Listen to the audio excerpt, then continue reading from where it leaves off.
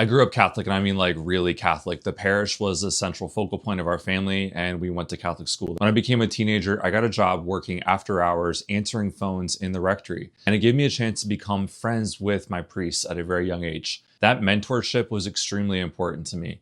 It's also something that I hope that other Catholics are able to foster in their own lives, except in healthier and safer ways. See, I had a secret. I don't think I actually understood that I was gay. When I would ask the priests like what homosexuality is, they would tell me it's not real, it's a choice. And of course, if the church was opposed to something, then I wasn't going to choose it. There were also priests who were listening to my desires and my concerns on sexuality, and then were pushing me extremely hard to enter the seminary. See, I was someone who at least tried to date girls. I was conservative, I liked sports. They would say, Daniel, you are called to heroic chastity. Even in high school, a priest told me that sexuality was a result of someone having a poor relationship with their father. Now, that didn't make sense for me, but it did make me embarrassed. At some point, I realized that the church was investing a lot of time and effort into getting me to not think a lot about what it was that I was feeling.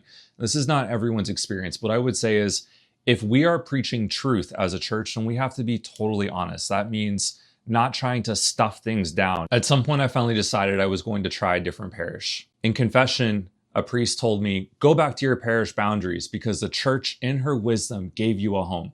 The priest meant well. He just didn't bother to ask why it was that I was uncomfortable in my parish boundaries.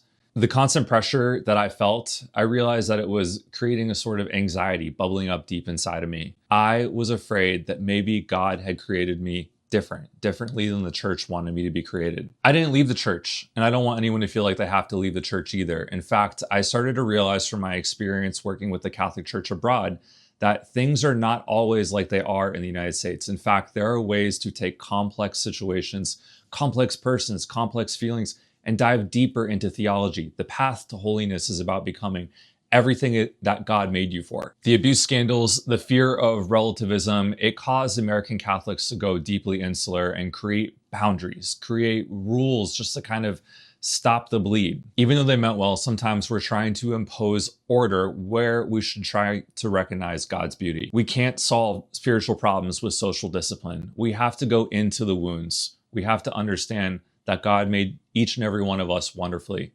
I wish that I had known this when I was younger instead of pushing my feelings deep down. If you're feeling anxiety or fear, don't let somebody simply dismiss you by saying you're called to heroic chastity. Make sure that you are also able to freely and openly have conversations about how you feel. It is time for us as Catholics to go deeper into the mystery of the human person and do so together.